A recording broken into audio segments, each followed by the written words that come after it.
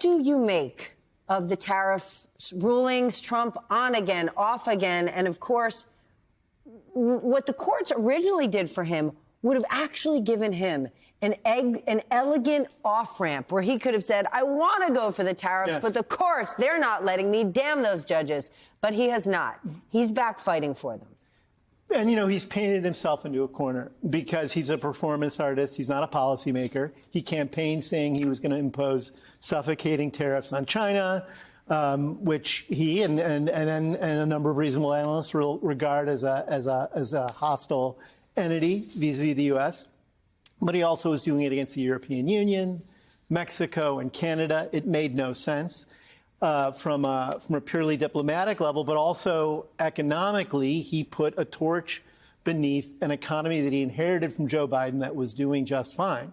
And staring him in the face as the markets melted down and companies started screaming about the pain it would cause him was a reckoning in the midterms next year. And he started to realize belatedly that he would probably pay a political penalty for all of this, and he was trying to find his way out of the mess, and so he was going up and down. Yes, I'll do the tariffs. No, I won't do the tariffs. Yes, I'll do the tariffs. No, I won't do the tariffs. And then on Thursday, the International Trade Court put a gift in his lap and said the president is not allowed to unilaterally impose tariffs under the emergency power.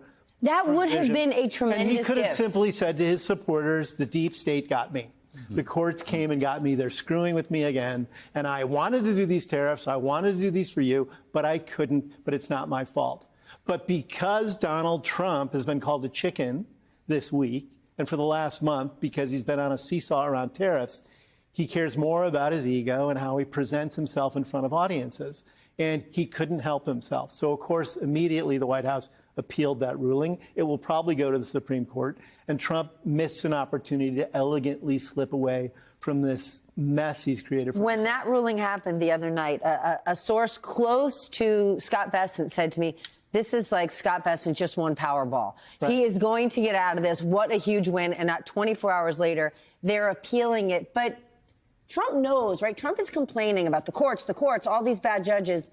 But if there's one thing he's great at, it's working the courts. It was exactly 1 year ago today, this man was convicted of 34 counts, felonies for falsifying business records. And what did he do? He worked the whole system and he became president again. So are we foolish to think, well, the courts, they're really going to hold him to account, because they certainly didn't there. No, and he spins his way out of seemingly every one of those impossible situations. But Stephanie, I just spent the last couple of months on the road talking to hundreds of people in town halls and in focus groups. And what I'm hearing on a day in and day out basis. I'm dying to hear this. Like, right now, but there's a cost of this chaos, right? Washington, D.C. has this priced in. Wall Street has this priced in, right? But Main Street does not have this priced in, okay? And there people are already literally, you know, waking up in the middle of the night about anxiety around inflation and access to health care, mental health care. But when you're adding this additional concern about manufacturing jobs, and especially with the steel prices here, millions of people are concerned right this moment about not just their 401ks, if they're lucky to have them, but also about a job in the next week and the next month. There's a real cost to this chaos. I think there will be soon politically for Trump, but certainly across America, and it's serious. Peter Navarro, who has never been an elected official, who has never run a big business or a small business, or even been a credible economic expert, but he is a close advisor on trade to the president this week. He basically said with the courts, even if we lose, we will win. We will find a way to do it. This is our game plan. Yeah, or they'll just completely ignore the courts, which it seems like is their strategy overall. I mean, he's President Mayhem. And I think the important point to wrap all this around, whether it's tariffs or Ukraine or immigration, is it's chaos, it's mayhem, and it's exhausting.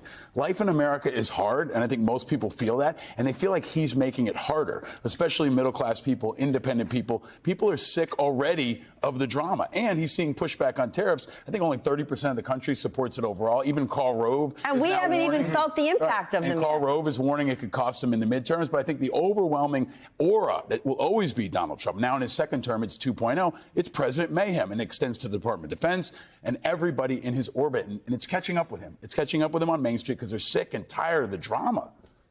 even if the tariffs are declared illegal, how and why would any other country in good conscience negotiate with the president? Scott Bessent actually said this week things have stalled out a bit with China.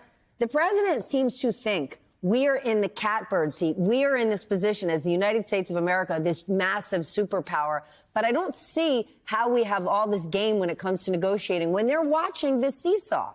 Well, I would first say that right now the rest of the world is making agreements without us. This week in Malaysia, the Association of Southeast Nations, China, and the Association of Arab Gulf States met, and they made a declaration that they are going to be working together on geopolitical and economic cooperation.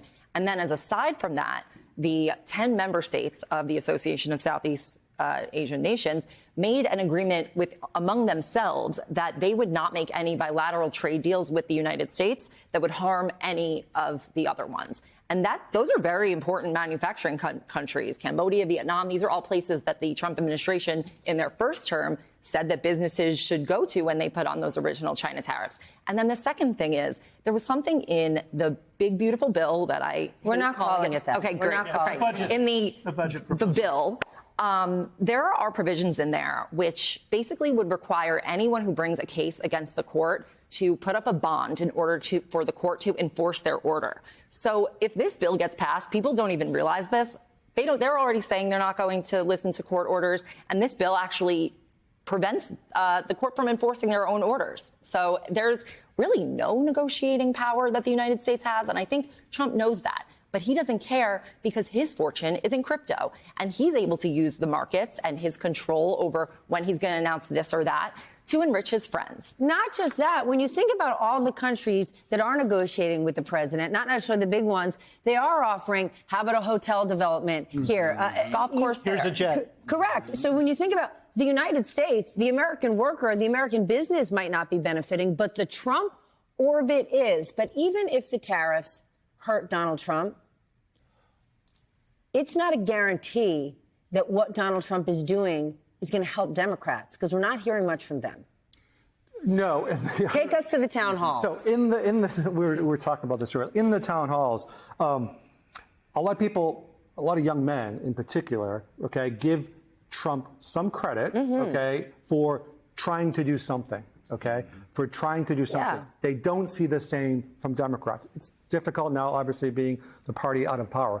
But what Democrats need to do is they need to begin to show up and enter these conversations, because there's obviously this sense that Republicans and Trump right now seem to be strong, even if not always right, and Democrats just need to be in that conversation. They'll tell me in these town halls that a Democrat is like someone who walks into a bar, okay, maybe wearing like regular person's clothes, but then takes off the jacket and has like a 5-piece suit, just like basically Republicans. They don't see a difference. They'll give you a 300-point plan and get through the first 5 or 6 steps and kind of walk away. That is the impression that what I'm hearing about Democrats today. What they can do is take a lesson from Donald Trump, who's genius when it comes to marketing and an abject failure when it comes to actually doing something to serve all these people. But let's talk about taco. Trump always chickens out. Right? A name that was coined this week that Donald Trump was given from the Financial Times. Donald Trump is actually the master at giving nicknames, Little Marco, all the others. This one's getting under his skin. It's getting under his skin because he's being called a chicken again. And Donald Trump, you know, he once told me that the reason he admired John Gotti was Gotti never flinched. Gotti sat in a courtroom. He took it on. He didn't weep. He gave everyone the evil eye. And that's how he rolled. And that's how Trump conceives of himself.